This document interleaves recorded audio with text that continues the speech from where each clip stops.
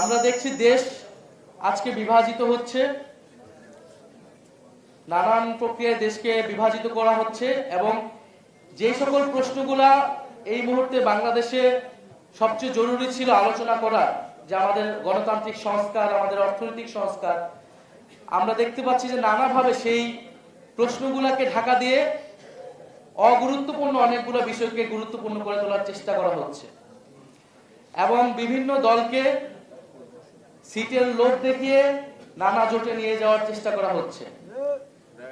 আমরা এই সকল যে অফার বিভিন্ন দল থেকে আসছে, আমরা সেগুলোকে সাদরে প্রত্যাখ্যান করি এবং আমরা মনে করি যারা সংস্কারের পক্ষে, বাংলাদেশকে একটি সার্বভৌম এবং মর্যাদাবান রাষ্ট্র করার পক্ষে লড়াই আমরা এতদিন করেছি, আমরা ঐক্যবদ্ধ থাকব। ফলে এই জোটটা কেবল নির্বাচনী জোট না, এই জোটটা মূলত রাজনৈতিক জোট। আমাদের যে রাজনৈতিক লক্ষ্যগুলোকে সামনে রেখে আমরা গণ অভ্যুত্থানে অংশ নিয়েছিলাম, গণ অভ্যুত্থানের মাধ্যমে ফ্যাসিবাদকে হটিয়েছিলাম, আমরা সেই লক্ষ্যগুলোকে সামনে রেখে আগাবো এবং সামনে যেহেতু নির্বাচন, এই নির্বাচন প্রক্রিয়াতেও আমরা ঐক্যবদ্ধ থাকব। আপনারা জানেন যে আমাদের এই জোট প্রক্রিয়া আরো কিছু সংগঠনের নাম আপনারা শুনেছেন, মিডিয়াতে এসেছিল, তাদের সাথে আলাপ আলোচনা চলমান রয়েছে। আমরা মনে করি আরো অনেকগুলো দলের সাথে আমাদের এবং আরো অনেকগুলো রাজনৈতিক শক্তির সাথে আমাদের আলোচনা চলমান রয়েছে। আমরা চাই যে জুলাইয়ের শক্তিগুলা, যারা পরিবর্তনের পক্ষে আছে, যারা পুরাতন রাজনীতির পথে যেতে চায় না, তারা আমরা ঐক্যবদ্ধ থাকবো এবং এই নির্বাচনে আমরা একসাথে এক মার্কায় আমরা অংশগ্রহণ করবো, এই প্রত্যাশা আমরা রাখছি। আপনারা দেখেছেন মিডিয়াতে, এটা সোশ্যাল মিডিয়াতে এটা এসেছে যে এবি পার্টির সাধারণ সম্পাদক ব্যারিস্টার ফুয়াদ ভাই, ওনাকে বরিশালে ওনার নির্বাচনী প্রচারণার সময় ওনাকে হেনস্থা করা হয়েছে, নির্বাচনী কাজে বাধা দেওয়া হয়েছে এবং লক্ষ্মীপুরেও আসম আব্দুর রব, ওনার যে নির্বাচনী আসন, সেখানেও ওনার স্ত্রী তানিয়া রবের যে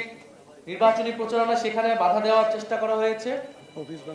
অফিস ভাঙচুর হয়েছে। অর্থাৎ আমরা যেই প্রত্যাশা করেছিলাম যে একটা সুষ্ঠু নিরপেক্ষ নির্বাচন, যেখানে মানুষ স্বতঃস্ফূর্তভাবে ভোট দিবে এবং তার মত প্রকাশ করবে, আমাদের নির্বাচনী সংস্কৃতিতে যে আমরা দেখেছি যে ভোট কেন্দ্র দখল, জবরদস্তি এবং একটা আধিপত্যমূলক এবং ফ্যাসিবাদী আচরণ করা হয় রাজনৈতিক দলগুলোর পক্ষ থেকে, সেই আচরণ কিন্তু আমরা দেখতে পাচ্ছি যে শুরু হয়ে গিয়েছে। আমরা বলবো যে এই প্রক্রিয়ায় দেশ চালাতে গিয়ে, নির্বাচন করতে গিয়ে কিন্তু একটা দল এই দেশ থেকেই বিতাড়িত হয়েছে।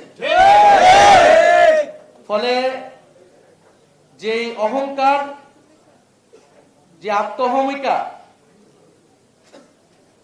অন্য রাজনৈতিক শক্তির উপরে, ভিন্ন মতের উপরে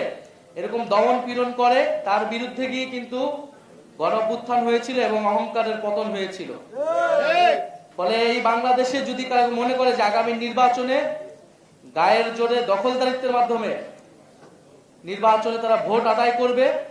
অথবা ধর্মের নামে মানুষকে প্রতারণা করে ভোট আদায় করবে, তারা উভয়ই পরাজিত হবে।